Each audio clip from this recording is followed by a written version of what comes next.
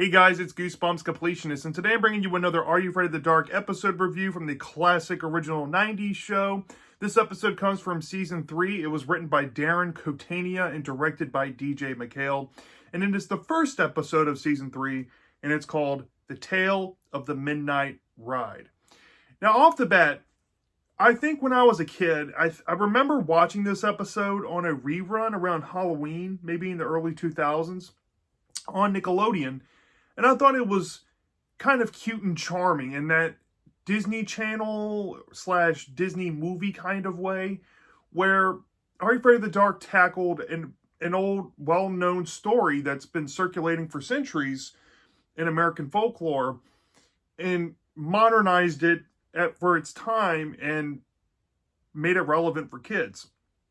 And revisiting this story as an adult, I see so much charm in this episode, and I'm kind of taken back by it because normally something like this would be very uninteresting to experience for me, but there's just something about this that I think kind of transcends the time period it came out in, and I do think that this is one of the more charming episodes from the original Are You Afraid of the Dark run.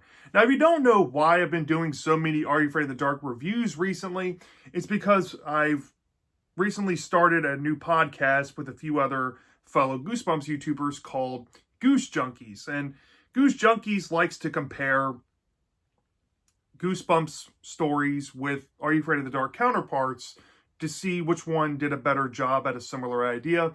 And the reason why I'm reviewing this now is because we are doing an episode very shortly about this compared to the Headless Ghost.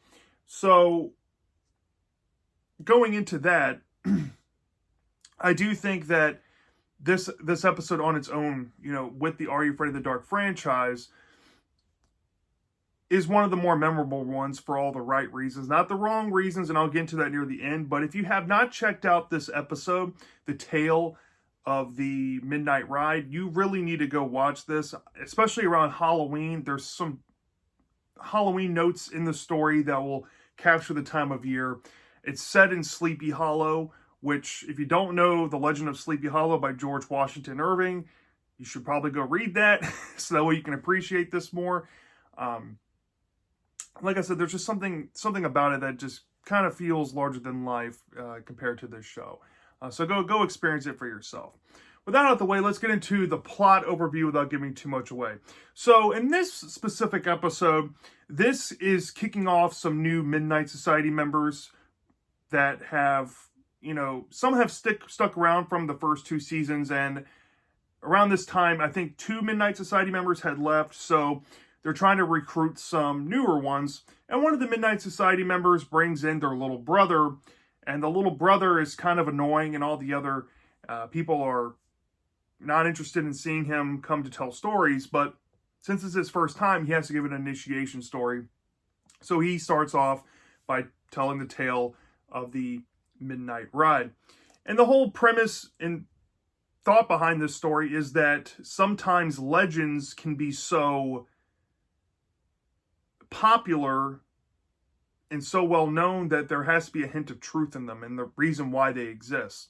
So going into that, the narrator starts off by giving some exposition on where the story is going to be taking place. You see like some cannons, you see a big open field, and you realize that it's a cold fall atmosphere somewhere in northeastern United States. And it's set in the town of Sleepy Hollow, which I think is in Massachusetts.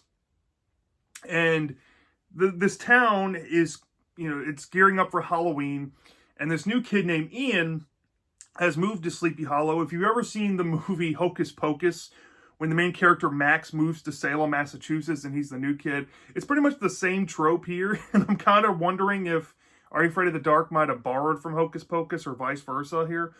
But Ian's a new kid, and he meets this girl named Katie, who he has a crush on.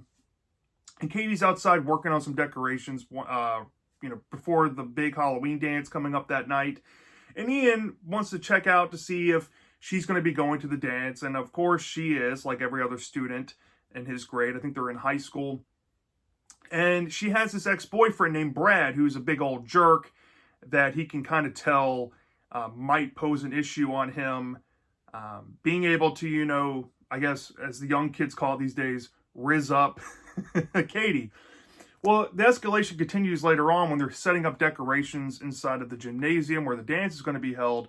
Brad has his altercation with Katie, and then, of course, has an altercation with Ian. But Ian is not really that deterred. He's already kind of asked Katie to go to the dance with him. She's kind of agreed. But there's that stipulation that Brad is going to be there to kind of, ruin their time. Well, Ian decides to make the best of it, and he heads to the dance where Katie's already at. And they both have dressed up kind of like in colonial times outfits. And they're trying to, get into the songs that are playing. It's very early 90s, so keep this in mind. They're dancing around, and something happens where they go by the punch bowl, and they interact with this guy named Brad. And Brad essentially calls out Ian to come outside, and Ian thinks he's about to fight, so there's a scene where he's holding up his fists. It's kind of cringe. But Brad's like, put your fists down. We're not here to fight or anything.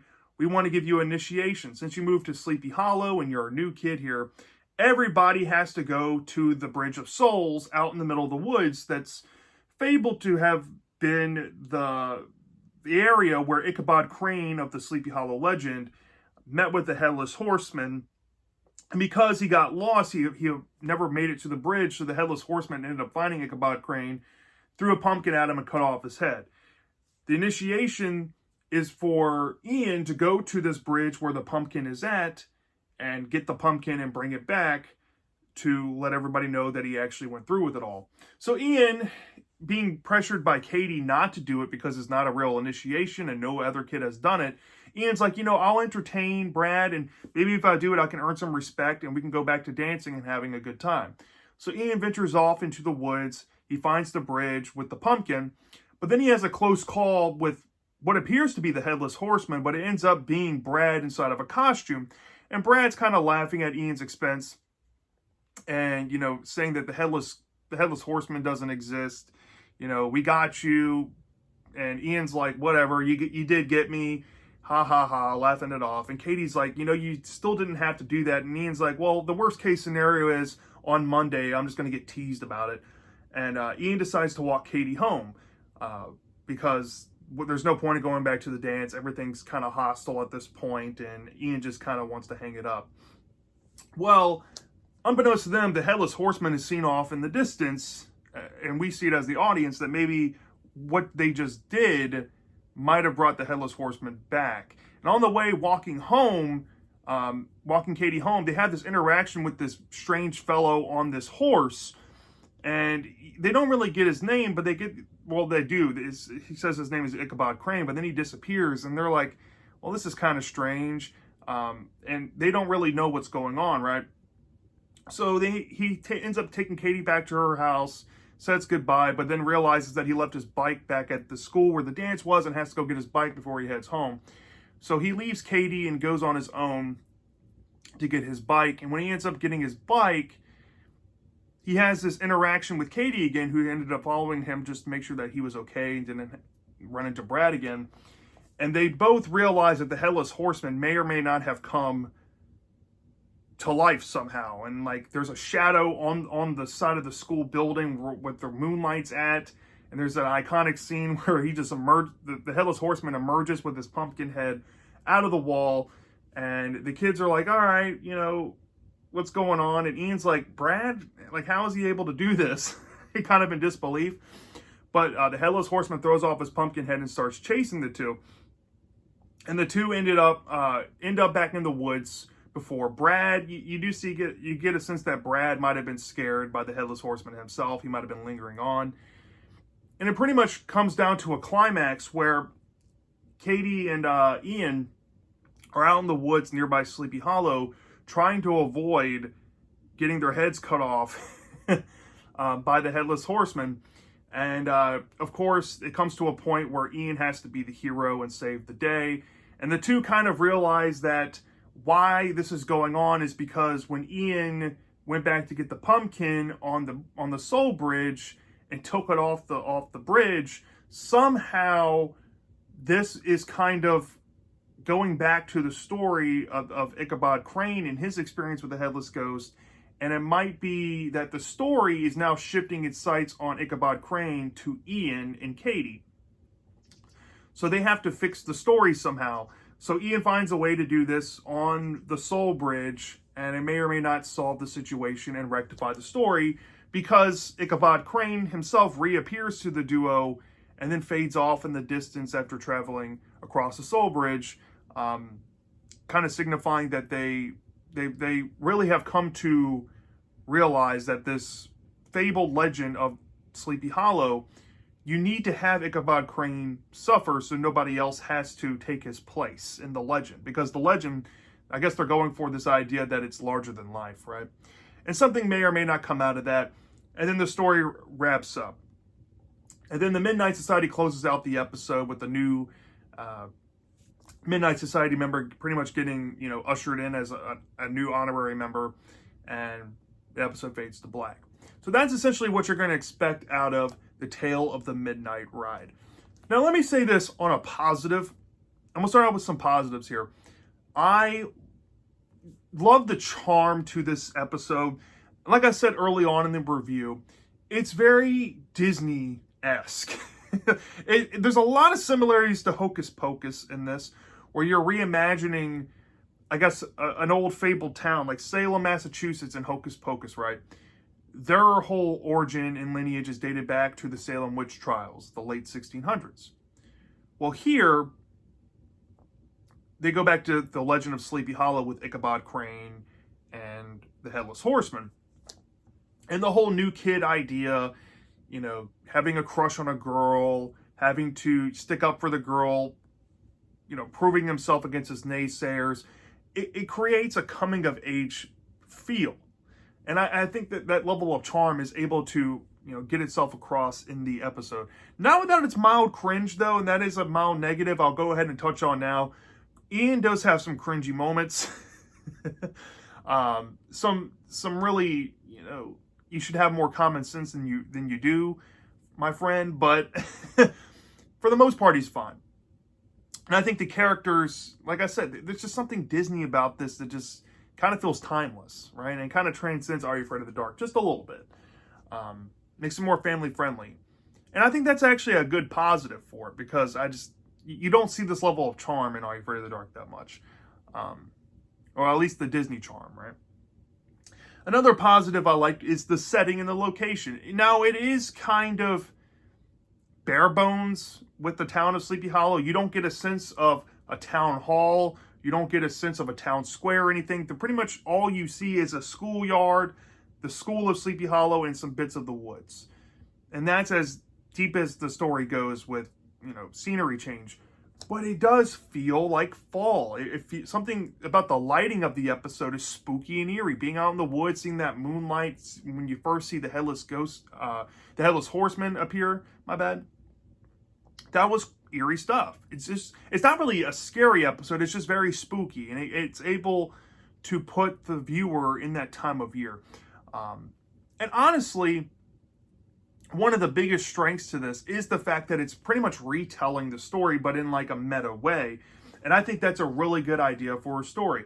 You have such an established legend like the Legend of Sleepy Hollow, where everybody knows this story and everybody loves to tell it around Halloween. And having the story set on Halloween, you would think that there would be more atmosphere there, but it's more of an accent to kind of drive the point across that what these two main characters are going through, main characters being Ian and Katie, they're experiencing the legend firsthand, and they realize that sometimes legends kind of mirror reality, and sometimes it's perfectly fine to let legends be legends and not try to overstep what, I guess, status it's, propelled itself to, and put yourself in harm's way.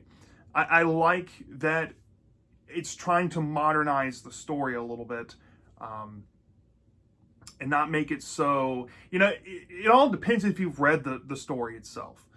If you haven't, you don't know where I'm coming from, but this is like the kids' version of it, pretty much through and through. Unless you've seen like Tim Burton's Sleepy Hollow movie, which I think is probably the darkest version of the story I've seen. This is very serviceable for a kid's version of it. And like I said, I like the angle to it. Them, getting to experience the legend, changing it, having to realize that they have to pretty much ensure that Ichabod Crane goes across the bridge and goes back on the path that he originally went in the legend, so that way they can live a normal life. Sometimes there's some necessary evils, and there is some mild subtext and commentary with the episode 2 to kind of peel back, which I really enjoy.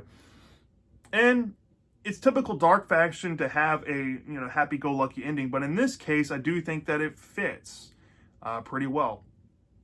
And it's typical Are You Afraid of the Dark cheese. Now, there are some mild negatives with it that kind of do add up. The Brad character, I think, goes a little overboard and like objectifying Katie, the main girl of the story. He is pretty much unlikable for the sake of being unlikable. Now, he does kind of get punished in the story because he gets scared by the Headless Horseman, but there's never really any consequences for this jerk that we see. And I feel like the story is kind of missing that element. I kind of wish Brad was more involved in the later portion of the story. Maybe gets a mild redemption arc, maybe apologizes to Katie, or outright just gets punished by the Headless Horseman. But it just never happens. And yeah, he is a dated element in this story, unfortunately. And I think a lot of people that are first-time watchers to this episode will have tremendous issues with the Brad character. I've already kind of touched on Ian being kind of cringe. It is there. Ian, I don't know if it's his actor, but he does have some cringy moments in line delivery at some points of the story. And he does have some, I guess, lovable gullibility where he's just, he sees an apparition appear out of a wall and thinks that it's Brad. And he goes outside thinking he's about to have a fight, and he just holds his fist up in front of his face like a goofball. It's some really silly moments that I just think kind of take away from how serious the story is trying to be.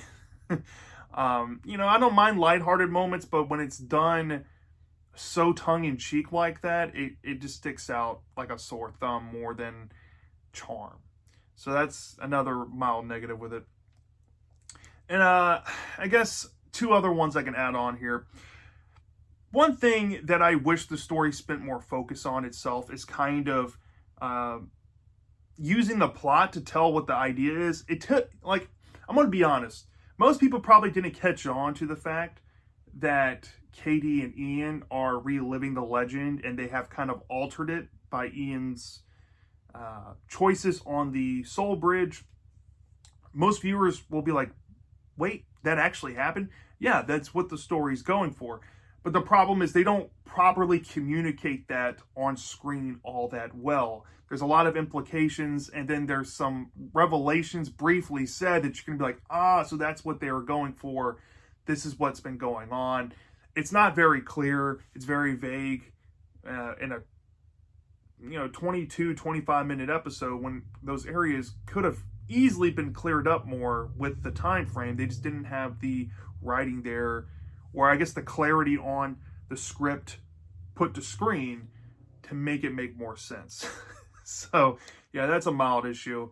But like I said, it's still easy to grasp on. If it wasn't easy, that would be a bigger detriment to it, if I'm being honest. But yeah, it is a negative. And I guess my last overall negative with the story is that there is this, I guess, overt unoriginality going for it. I love the idea, but it doesn't really shake up all that much to the former legend. If anything, it kind of nerfs it. Which is fine, because this is a kid's show from the 90s. It's airing on Nickelodeon. You can't have grisly, dark things. Maybe if they made a TV-14 revival anthology on Paramount Plus or something, they can maybe remake this one and make it a whole lot darker, a whole lot edgier. But they don't really bring anything new to the table with the legend. It's just them trying to avoid becoming the new legend, which I guess is a cool, fresh twist on it all. But at the end of the day, they don't do anything different with the Headless Horseman. I was kind of hoping that they would be able to, give him some new abilities, or, maybe give some more backstory here. I just feel like all this stuff is more implied, that you have to know all this stuff, which I guess I'm fine with that, being that I've been previously exposed to the iconic story. But if you haven't been, you're going to be like, all right, so I guess I have to look into this, and it requires more knowledge going into it than your average episode. So yeah, that is a mild negative too. And if I'm being honest, the look of the Headless Horseman, he has an obscenely small pumpkin head. Every iteration I've ever seen has like a giant jack-o'-lantern head.